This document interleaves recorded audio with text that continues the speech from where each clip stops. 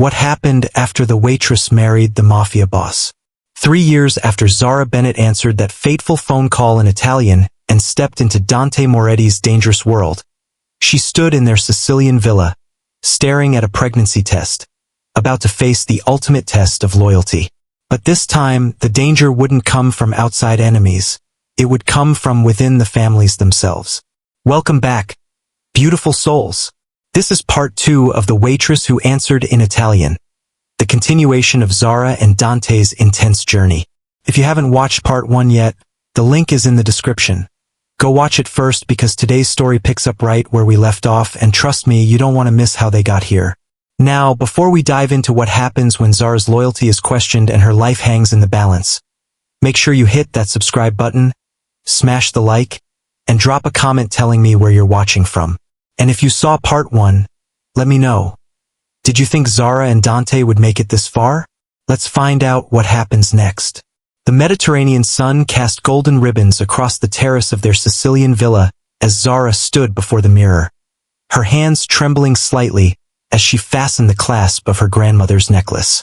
3 years had passed since that February night when she'd first walked into Luminera, since she'd answered a phone call that changed everything. 3 years since she'd buried Nonna in that quiet Florence cemetery. And now, standing in the bathroom of their home in Palermo, staring at the positive pregnancy test on the marble counter, she felt the weight of those years pressing down on her.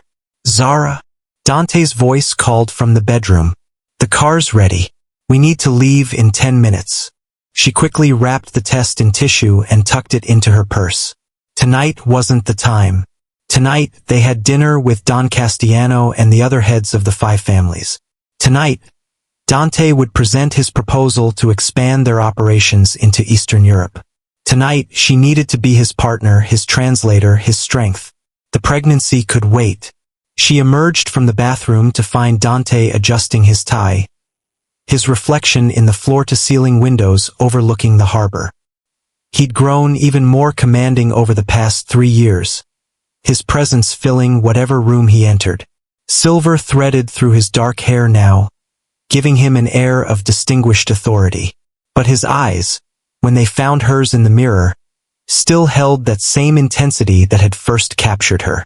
"You look beautiful," he said, turning to face her fully. She'd chosen a deep burgundy dress, elegant and modest, appropriate for the traditional men they'd be meeting. The sapphire necklace he'd given her that first night in Florence now hung beside Nonna's simple gold cross. "You look worried," she observed, moving to straighten his tie even though it was already perfect. His hands caught hers, holding them against his chest where she could feel his heart beating. "Castiano's been asking questions about the shipment that went missing last month. He thinks someone in our organization is skimming." "Are they?" "Yes." His jaw tightened. "And I know who. The question is how to handle it without looking weak." This was their life now. Not just business meetings and translations, but decisions that could end lives, that could start wars between families. Zara had learned to navigate these waters, but some days the weight of it threatened to drown her. "You'll figure it out," she said, squeezing his hands. "You always do." He pulled her close, pressing his lips to her forehead in that gesture that had become theirs. "What would I do without you? Tell him," a voice whispered in her mind. "Tell him about the baby." But the words stuck in her throat. The dinner was held at Don Castiano's estate in the hills above Palermo, a fortress masquerading as a home. Security was everywhere, hard-eyed men in expensive suits who tracked their every movement.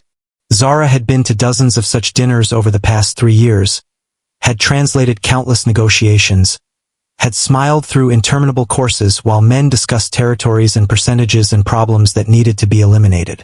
But tonight felt different. Tonight, the air crackled with tension she couldn't quite identify. Don Castiano greeted them warmly, as he always did. The old man had taken a liking to Zara, often speaking to her in the old Sicilian dialect, testing her knowledge of the language and culture. She'd learned to respond appropriately, to show respect without showing weakness. "Dante mio figlio," the Don said, embracing him, "and the beautiful Zara. Come, come. We have much to discuss. The dining room was opulent, filled with the other bosses and their wives or mistresses. Zara took her seat at Dante's right hand, the position she'd earned through 3 years of proving herself invaluable. The meal proceeded with the usual ritual. Multiple courses, wine that cost more than most people made in a year, conversation that danced around the real issues until dessert. Then, as espresso was served, Don Castellano cleared his throat. Dante, he began in Italian, his voice carrying across the table. There is a matter we must discuss. The missing shipment. Zara felt Dante tense beside her, though his expression remained neutral. I've been conducting my own investigation, Dante replied smoothly. I believe I've identified the problem. Have you? Another boss, Carlo Ferrante, the same man from that first dinner in Florence, leaned forward, his eyes cold. Because my sources tell me the problem might be closer to home than you think. The implication was clear. Ferrante was suggesting the leak was in Dante's inner circle, possibly even Zara herself. Your sources are mistaken, Dante said, his voice dropping to a dangerous quiet. Are they? Ferrante pulled out a folder, sliding it across the table. These are phone records, calls made from your villa to a number in Prague, the same city where our merchandise disappeared. Zara's blood ran cold as Dante opened the folder. She knew what he'd find before he looked up at her, betrayal flashing across his face for just a moment before he schooled it away. The number belonged to her mother's sister, her Aunt Rosa, who'd moved to Prague 20 years ago. Zara had been calling her, seeking advice, someone from her old life to talk to about the impossible situation she found herself in. But those calls, made from the villa's landline, now looked like something else entirely. I can explain, she started. Can you? Ferrante's smile was cruel. Because it seems quite clear to me. The American girl playing both sides. How much are they paying you, Zara? How much is your betrayal worth? The room exploded with accusations, men shouting in Italian, hands reaching for weapons. But Dante's voice cut through the chaos like a blade. Enough! The single word, spoken quietly, brought instant silence. He stood, closing the folder with deliberate care. My wife is not a traitor. These calls are personal, family matters. I knew about them. The lie rolled off his tongue smoothly, but Zara could see the questions in his eyes, the doubt he was hiding from everyone but her. Can you prove that? Don Castellano asked gently, almost sadly. Can you prove otherwise? Dante countered. Phone calls to family are not evidence of betrayal. If this is all you have, it's not. Ferrante pulled out another folder. This is a bank account in Zara's name, opened 6 months ago. There have been 3 deposits, each of 50,000 euros, each made the day before a shipment went missing. The world tilted. Zara stared at the papers, at her name typed neatly at the top of a bank statement showing 150,000 euros she'd never seen, never touched, never knew existed. That's not mine, she said, her voice shaking. I've never seen that account before. I don't know. Convenient, Ferrante sneered. You don't know about the calls that came from your home. You don't know about the money deposited in your name. What do you know, Signora Moretti? Dante's hand found hers under the table, squeezing once. A message, trust me. Stay quiet. Gentlemen, he said, his voice eerily calm. Someone is clearly trying to frame my wife, to drive a wedge between us and weaken our family. The question is who benefits from such a scheme? His eyes landed on Ferrante with pointed accusation. You dare, Ferrante started. I dare, Dante interrupted. Because 3 years ago, at our first meeting, you tried to cheat me on the Conti deal. Because 6 months ago, you proposed a partnership I rejected. Because last month, you asked Don Castellano for permission to expand into my territory, and you were denied. The room went deathly quiet. This evidence, Dante continued, gesturing to the folders, is too perfect, too convenient. My wife has been by my side for 3 years. She's translated hundreds of meetings, heard countless secrets. If she wanted to betray me, she could have done far more damage than stealing a few shipments. Don Castellano stroked his chin, his ancient eyes moving between Dante, Zara, and Ferrante. You make a compelling argument, Dante, but we cannot ignore evidence, however convenient. Then investigate properly, Dante said. Give me 2 weeks to find the real traitor. If I can't prove my wife's innocence and identify the true culprit, I'll accept whatever judgment this council makes. It was a dangerous gamble. If he failed, they'd both pay the price. Don Castellano nodded slowly. 2 weeks. But Dante, his voice hardened. Your wife stays here with me, as insurance. The word hit like a physical blow. Zara felt Dante's hand tighten on hers, his entire body going rigid. That's not necessary, he said carefully. I insist. The Don's tone left no room for argument. If she's innocent, she has nothing to fear. If she's guilty, he trailed off meaningfully. Zara knew what that silence meant. She'd learned enough about this world to understand. If Dante couldn't prove her innocence, she'd disappear. Quietly, permanently, a message to anyone else who thought about betraying the families. I'll stay, she said quietly, her voice steady despite the terror coursing through her. I have nothing to hide. Dante's eyes met hers, 1,000 words passing between them in that look. I'll fix this. I'll find the truth. Trust me. She nodded almost imperceptibly. I do. That night, Zara was taken to a guest room in Don Castellano's fortress. It was luxurious, silk sheets, antique furniture, a bathroom with marble and gold. But the locked door and the guard posted outside made it clear this was a prison, however gilded. She sat on the edge of the bed, hands shaking as she pulled out the pregnancy test still hidden in her purse. She'd meant to tell Dante tonight, after the dinner. Had imagined his face when she gave him the news, the way his eyes would light up with wonder. Now she might never get the chance. Now their child might grow up never knowing their father, if Dante couldn't prove her innocence. Or worse, if something happened to him while he searched for the real traitor. A soft knock at the door startled her. She quickly hid the test as the door opened to reveal not a guard, but a woman. She was perhaps 60, elegantly dressed, with kind eyes that reminded Zara painfully of her grandmother. Buonasera, the woman said in Italian. I am Francesca, Don Castellano's sister. He asked me to see if you needed anything. Zara shook her head, not trusting her voice. Francesca stepped inside, closing the door behind her. May I sit? When Zara nodded, the older woman settled beside her on the bed, studying her with those perceptive eyes. You're pregnant, Francesca said simply. Zara's head snapped up. How did you? I've had 6 children. I recognized the signs. She smiled gently. Does Dante know? No. I was going to tell him tonight, before. Zara's voice broke. Francesca took her hand. My brother is many things, but he is not unjust.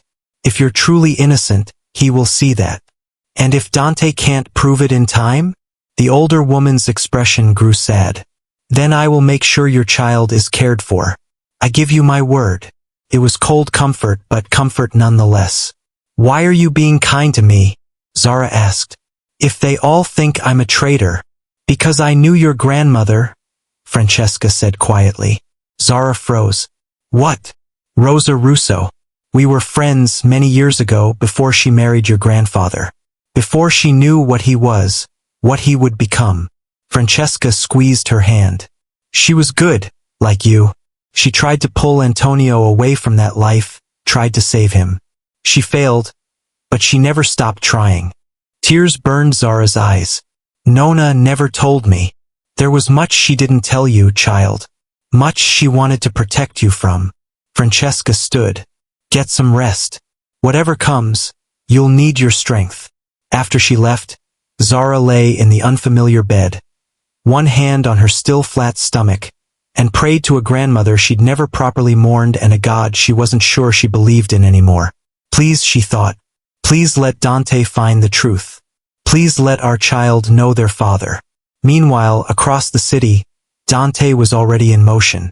He'd returned to their villa with Marcus and Elena, his mind racing through possibilities, connections, and clues he might have missed. Pull all of Zara's call records, he ordered Elena. Every call she's made in the past year from any phone. I want to know who she's been talking to and for how long. You think she's innocent? Marcus asked carefully. Dante turned on him, fury flashing in his eyes. I know she's innocent. The question is who's framing her and why. He stalked to his office, pulling out files, spreading documents across his desk. 3 shipments missing over 6 months. Each one worth millions. Each one disappearing in different cities: Prague, Budapest, Bucharest, Eastern Europe. The same territory he'd proposed expanding into tonight. Pattern began to emerge. He grabbed his phone, dialing a number he hadn't used in years. It rang 4 times before a gruff voice answered in Italian. Moretti, it's been a while. I need information, Giuseppe. And I need it now. Always business with you. What happened to pleasantries? My wife's life is at stake. I don't have time for pleasantries. The tone shifted immediately. Tell me what you need. Dante explained the situation, the missing shipments, the evidence against Zara, the 2-week deadline. Giuseppe was silent for a long moment. This smells like Ferrante. He's been making moves, trying to consolidate power. Rumor is he's working with someone outside the families. Who? That's the question, isn't it? But I'll make some calls, shake some trees. Give me 24 hours. I have 2 weeks. Then you'll have your answer in 1. But Dante, Giuseppe's voice grew serious. If your wife is innocent and you can prove it, you need to do more than just clear her name. You need to make an example of whoever did this. Otherwise, you look weak. I know. Do you? Because from where I'm sitting, you just put your wife's life on the line to protect your reputation. That's not a husband's move, that's a boss's move. You better figure out which one you are.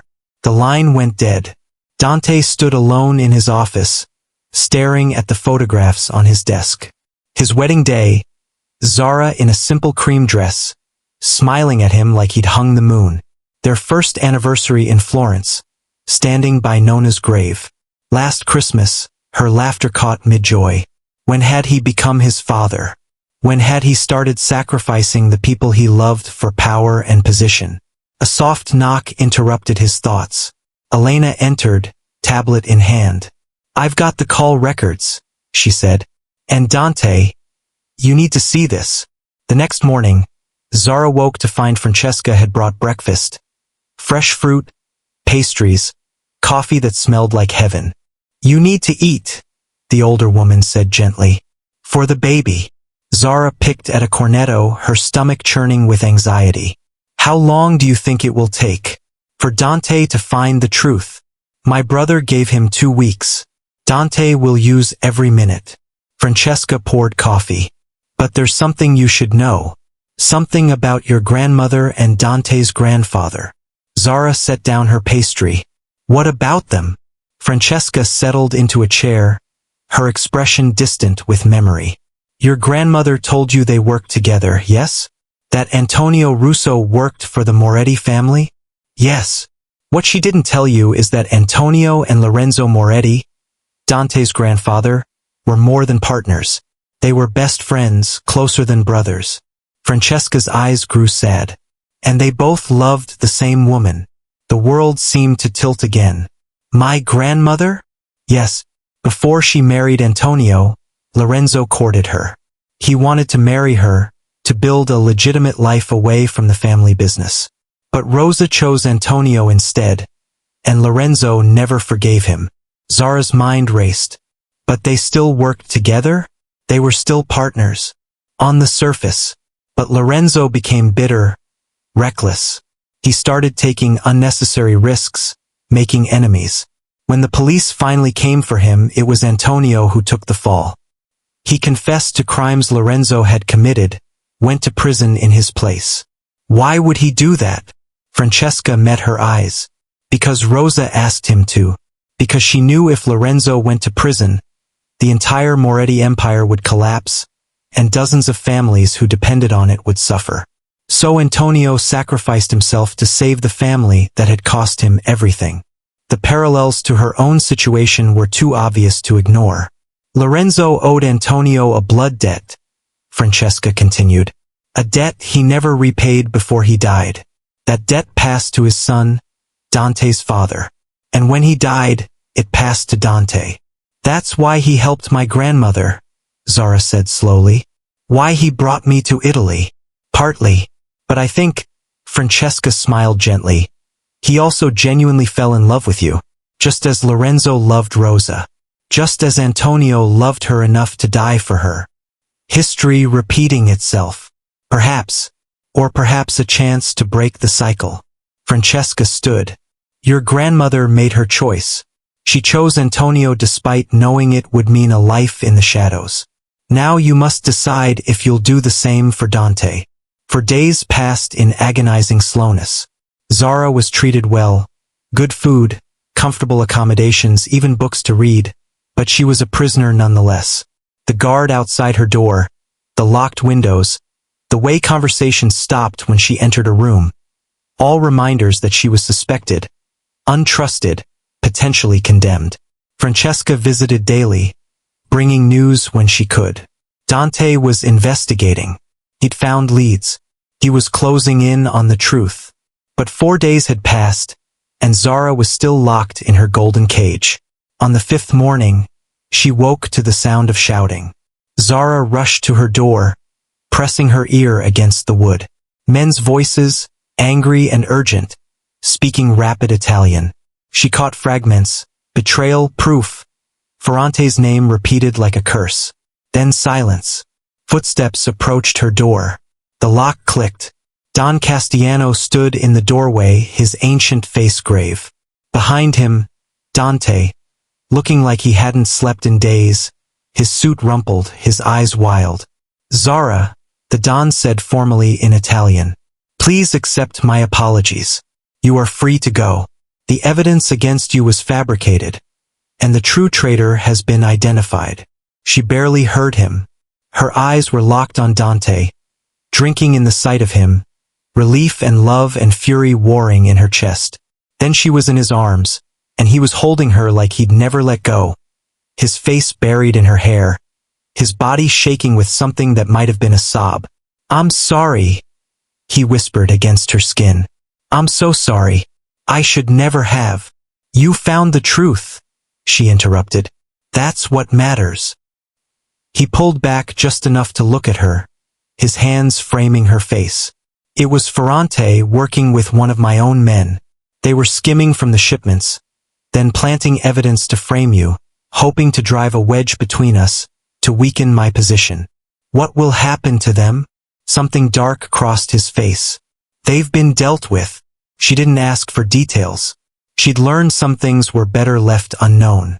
Don Castiano cleared his throat. Dante has proven himself once again. His loyalty to his family, he glanced meaningfully at Zara, is beyond question. I trust this settles the matter. It does, Dante said, still holding Zara. Thank you, Don Castiano, for your patience and justice. The old man nodded. Go home. Be with your wife. We'll talk business another time. The drive back to their villa was silent. Dante held her hand the entire way, his grip almost painful, as if he was afraid she'd disappear if he let go. Only when they were safely inside, the door closed behind them, did he finally speak. I thought I'd lost you, he said, his voice breaking. When I had to leave you there, when I couldn't protect you, when I had to choose between you and my position. You chose me, she interrupted. You could have cut your losses, let them believe I was guilty, taken a new wife and moved on. But you fought for me. Of course I fought for you. He pulled her close again. You're my life, Zara. My heart. My everything. Without you. Dante. She pulled back, taking his hands in hers. I have something to tell you. Something I should have told you before all this happened. His eyes searched hers, fear flickering across his face. What is it? She guided his hands to her stomach, holding them there. I'm pregnant. For a moment he simply stared at her, not comprehending. Then understanding dawned, and his expression transformed. Fear giving way to wonder. Then to a joy so profound it took her breath away. You're weird. He couldn't seem to form a complete sentence. Yes? She laughed, tears streaming down her face. We're having a baby. He dropped to his knees, pressing his forehead against her stomach, his shoulders shaking. A baby, he whispered. Our baby. She ran her fingers through his hair, her own tears falling freely now. I found out the night of the dinner. I was going to tell you after, but then everything happened, and I was so scared you'd never know, that our child would grow up without their father. Never. He looked up at her, his eyes fierce. I will always be here. I will always protect you both. I swear it. I know, she said softly. I've always known. He stood, lifting her into his arms, carrying her upstairs to their bedroom. And there, in the safety of their home, they held each other and planned for a future that had almost been stolen from them. 7 months later, Zara gave birth to a daughter. They named her Rosa, after her great-grandmother. The birth was difficult. Hours of labor, complications that had Dante pacing the hospital corridor like a caged animal. Terrifying moments when doctors rushed in and out with worried expressions. But when he finally heard his daughter's first cry, when he was allowed into the room to find Zara exhausted but smiling, holding a tiny bundle wrapped in pink, everything else faded away. Meet Rosa, Zara said softly, her eyes shining with tears. Dante approached slowly, almost reverently, as if the baby might disappear if he moved too quickly. When Zara placed Rosa in his arms, he stared down at the tiny face, at the dark eyes that mirrored his own, at the perfect little fingers that wrapped around his thumb. She's perfect, he whispered. You're perfect. She has your eyes, Zara observed. She has your strength. He looked up, his own eyes wet. Thank you. For this, for her, for everything. But even as they celebrated their daughter's arrival, shadows gathered. 2 weeks after Rosa's birth, Dante received a summons from Don Castiano. Urgent, private, not to be ignored. He arrived at the Don's estate to find not just Castiano, but the heads of all 5 families gathered. The atmosphere was tense, dangerous. Sit, Dante, the Don commanded. He sat, every instinct screaming danger. We have a problem, Castiano began. The incident with Ferrante, with your wife, it's made us look weak. Outsiders see dissension in our ranks, vulnerability. I dealt with Ferrante. You dealt with a symptom, another boss interrupted. Not the disease.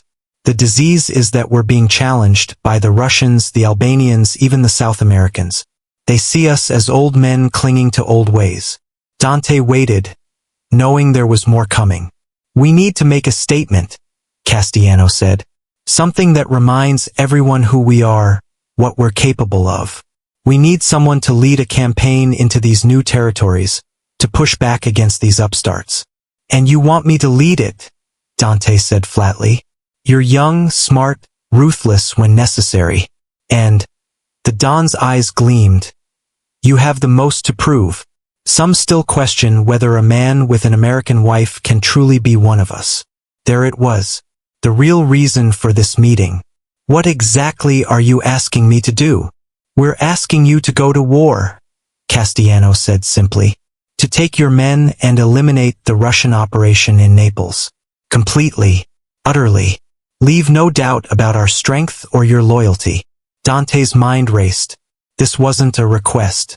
It was a test, and refusing would mark him as weak, disloyal, potentially treasonous. But accepting meant leaving Zara and Rosa for weeks, maybe months. Meant putting himself in danger, possibly not coming back. Meant becoming exactly what he'd sworn he wouldn't.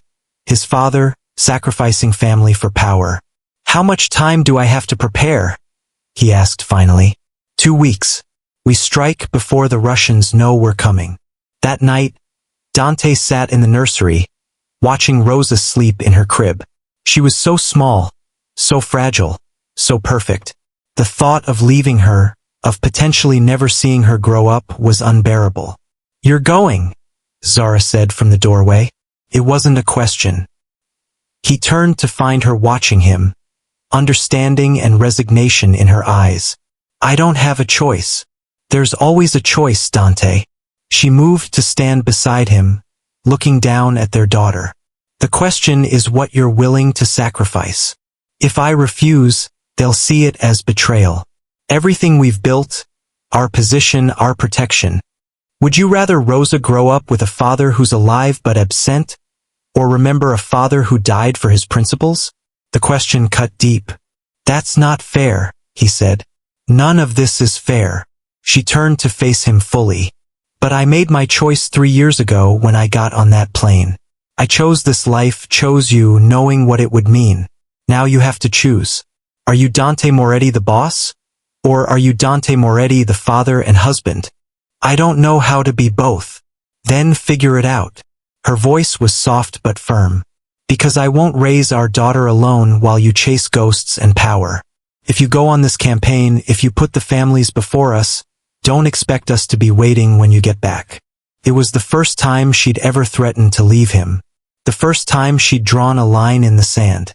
And looking into her eyes, Dante knew she meant every word. The next morning, Dante requested a meeting with Don Castellano. Private, just the two of them. He found the old man in his garden, tending to roses with surprising gentleness for someone with so much blood on his hands.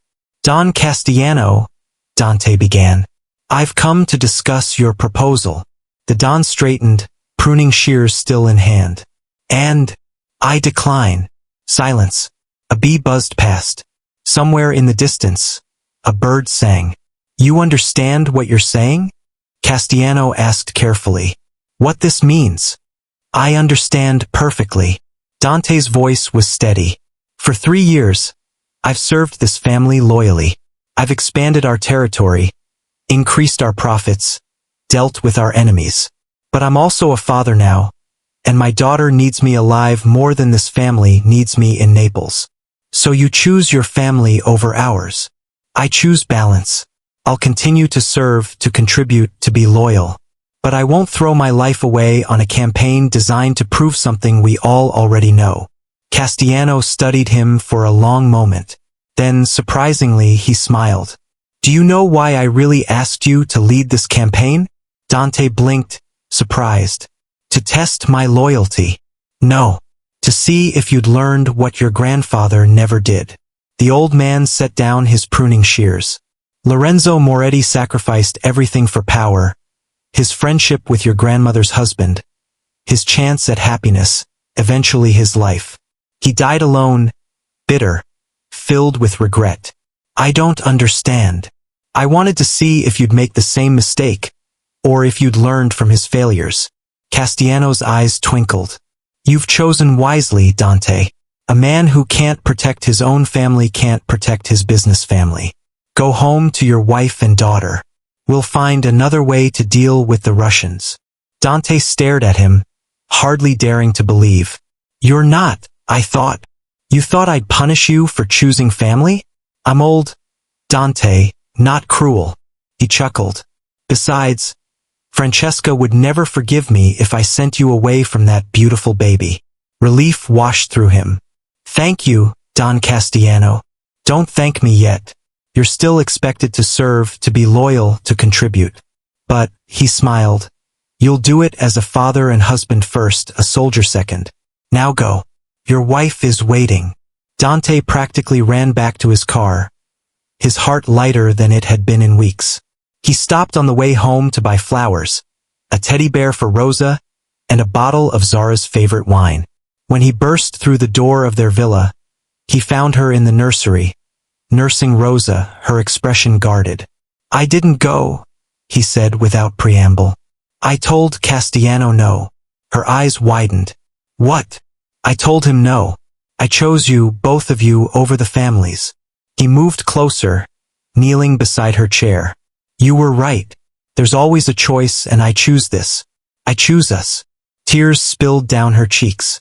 What did he say? He said I chose wisely. Dante laughed, the sound slightly hysterical with relief. It was a test, Zara. He wanted to see if I'd learned from my grandfather's mistakes, if I'd sacrificed my family for power. And I passed by refusing. She shifted Rosa to one arm, using the other to pull him close. I'm proud of you. I'm sorry it took me so long to figure out what matters. You figured it out. That's what counts. They stayed like that for a long time, the three of them, a family united against whatever darkness might come. 2 years later, their son was born. They named him Antonio, after Zara's grandfather. By then, Dante had restructured his role within the families. He still attended meetings, still offered counsel, still contributed to decisions. But he was no longer the eager young boss trying to prove himself. He was a father first, a husband second, and a criminal third. He taught Rosa to ride a bicycle in the hills behind their villa. He walked the floor with Antonio when he had colic. He celebrated Zara's birthday with breakfast in bed and handwritten love letters. He was present. And strangely, his power within the families grew rather than diminished. Men respected him more for choosing his family, for showing that loyalty went both ways. You've changed him, Elena said to Zara one afternoon, watching Dante play with the children in the garden. In all the years I've worked for him, I've never seen him so human. Zara smiled, one hand resting on her growing belly. Their third child was due in 4 months. He changed himself. I just gave him a reason to want to. 5 years after that first dinner where Ferrante had tried to frame her, Zara stood in the garden of their villa, watching her family. Rosa, now 7, was teaching her brother Antonio how to speak Italian, correcting his pronunciation with the seriousness only a big sister could manage. Their youngest, Lucia, toddled after them, laughing at everything. Dante sat nearby, papers spread on a table, conducting a video conference with associates in Rome. Even after all these years, he still worked, still maintained his empire. But when Lucia stumbled and scraped her knee, he immediately ended the call, scooping her up and kissing away her tears. Balance. They'd found it, finally. Mama, Rosa called, running toward her. Papa says we can go to Florence tomorrow to visit Nona's grave. Can we bring flowers? Of course, tesoro, Zara said, ruffling her daughter's hair. They visited the cemetery often, all of them. Zara would tell the children stories about their great-grandmother, about her strength and wisdom, about how she'd loved despite the darkness surrounding her. She'd also told them about their great-grandfather Antonio, the man who'd sacrificed everything to protect those he loved. History didn't have to repeat itself. She'd learned. But it could echo, could teach, could guide. What are you thinking about? Dante asked, appearing at her elbow. Lucia settled on his hip. How far we've come. How different things could have been. Regrets. Never. She leaned into him, breathing in his familiar scent. You. Only that I didn't find you sooner. They stood like that, watching their children play, the Tuscan sun warm on their faces, the ghosts of their past finally at peace. That night, after the children were in bed, Dante found Zara on their balcony. The same balcony where he'd first told her he loved her all those years ago. There's something I need to tell you, he said, settling beside her. She tensed slightly. Even after all these years, those words still triggered a response. Don Castellano is retiring, Dante continued. He's asked me to take his place on the commission, to become one of the 5. It was an enormous honor, the pinnacle of power in their world. What did you tell him? I told him I needed to discuss it with my wife. He took her hand. Because this affects all of us. It means more responsibilities, more risks, potentially more danger. But it also means more power to protect our family, to shape the organization into something better, to maybe, eventually, move us into more legitimate operations. She studied his face in the moonlight. Is that what you want? To try to go legitimate? I want our children to have choices I didn't have. I want them to be proud of their father, not ashamed. He paused. I want to break the cycle. Then accept, she said simply. Just like that. Just like that. She smiled. We've survived everything else. We'll survive this too. He pulled her close, holding her as the stars emerged one by one over the Tuscan countryside. I love you, he said, more than I thought I could ever love anyone. I know. She pulled back to look at him. And I love you, not despite what you are, but including it. All of it. Even the darkness? Especially the darkness. Because without it, I wouldn't understand how bright our light is. 10 years after that first meeting in Luminera's private dining room, Zara Bennett Moretti stood in that same restaurant, watching her husband, now one of the most powerful men in the organization, host a dinner for young couples entering the business. He'd insisted on holding it here, at the place where their story began. Why are we really here? One young wife asked Zara nervously.